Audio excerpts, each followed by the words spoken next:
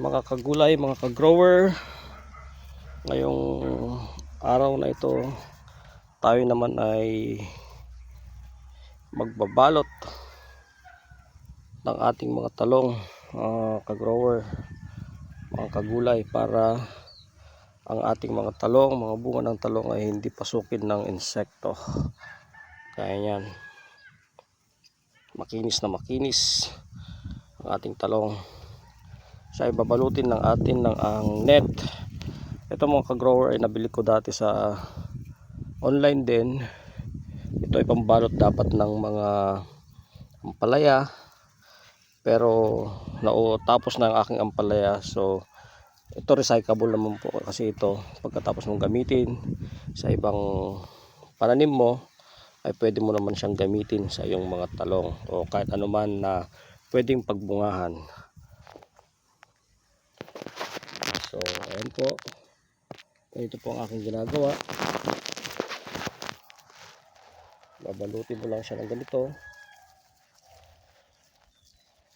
bawat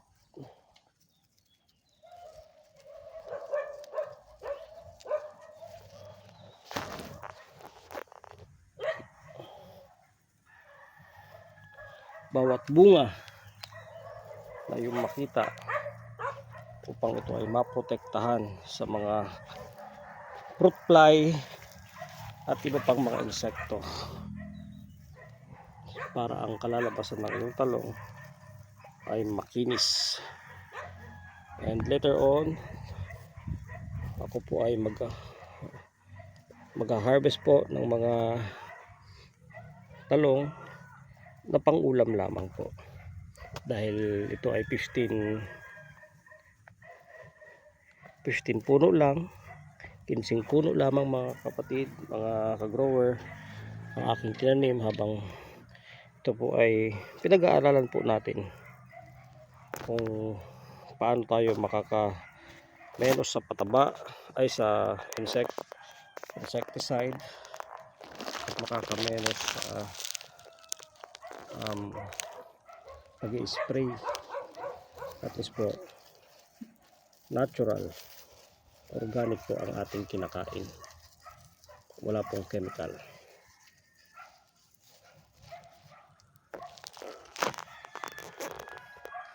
So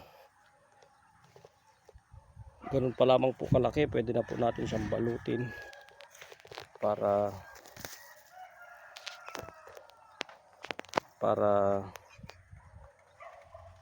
hindi na po siya mapasok ng anumang insekto.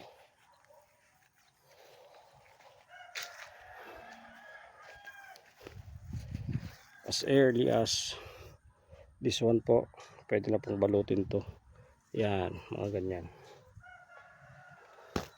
para masiguradong hindi po siya mapapasok ng kahit na anumang insekto, mga kagrower natin.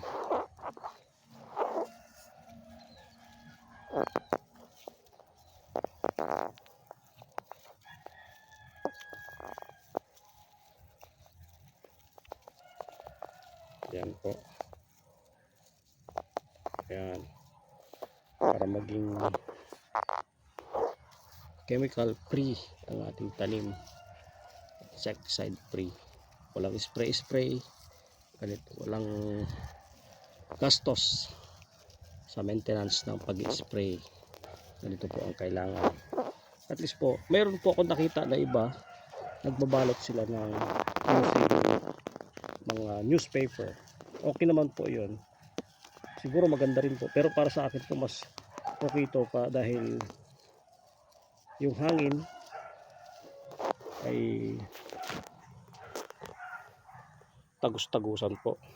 Ito po may nakalusot to, pero buti at wala pa siyang tusok ng insekto, wala pang tusok.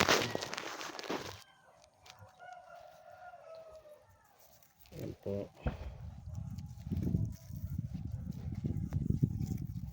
Ganito po kagandang magtanim ng talong, kasi sa 15 na puno,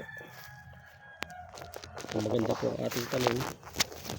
Nakakapag-harvest po ako sa isang linggo ng Ang last time po ko po kasing nasubukan is nakaani ako sa isang linggo ng 2.5 kilo.